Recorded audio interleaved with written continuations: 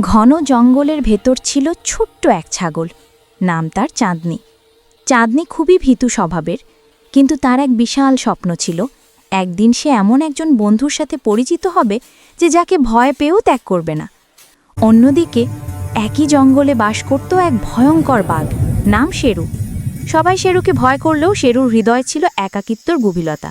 সে ইচ্ছে করত কেউ তার সাথে খেলবে, কথা বলবে। একদিন নদীর ধারে পানি খাওয়ার সময় চাঁদনি হঠাৎ পিছলে পড়ে নদী স্রোতে ভেসে যেতে থাকে।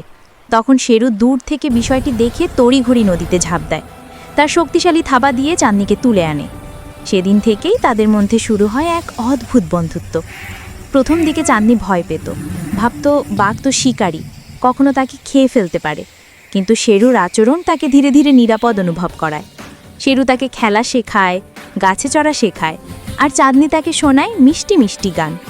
জঙ্গলের অন্য প্রাণীরা শুরুতে হাসাহাসি করলেও পরে তারাও অবাক হয়, বাঘ আর ছাগল সত্যি বন্ধু। একদিন জঙ্গলে খরা দেখা দেয়, পানি কমে যায়, ঘাস শুকিয়ে যায়।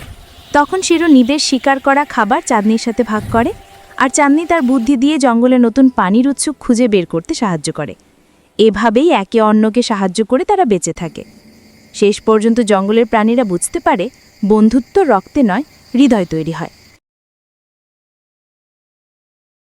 এক সময় এক শান্ত গ্রামের এক কোণে থাকত একটি দুষ্টু ইঁদুর, নাম তার মিনি।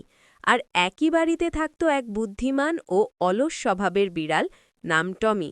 বাড়ির মালিক সব সময় চিন্তায় থাকত, কারণ মিনি প্রায়ই চাল ডাল নষ্ট করত, আর টমি আবার সারা দিন জানালার পাশে রোদ পোহাত। মালিক ভাবত, এমন অলস বিড়াল আর কখনো দেখিনি। একদিন রাতে মিনি রান্নাঘরে ঢুকে চিজ খুঁজতে খুঁজতে টমির মুখোমুখি পড়ে গেল। ভয় পেয়ে মিনি দৌড়াতে লাগল, কিন্তু টমি তার পিছু নিল না, বরং হাই তুলে বলল, এত ছোট একটা ইঁদুর ধরতে আমার আলসেমি লাগছে। মিনি অবাক হয়ে দাঁড়িয়ে গেল। পরদিন মিনি ভাবল, টমি যদি তাকে না ধরে তবে দুজন মিলেই শান্তিতে থাকতে পারে।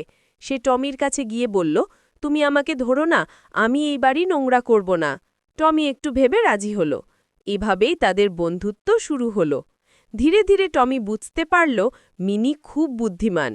একদিন বাড়িতে সাপ ঢুকে পড়ে, আর মিনি টমিকে খবর দেয়। টমি সাহস করে সাপটাকে তাড়িয়ে দেয়। মালিক এই ঘটনা দেখে খুশিতে ভরে যায় এবং টমিকে খুব প্রশংসা করে।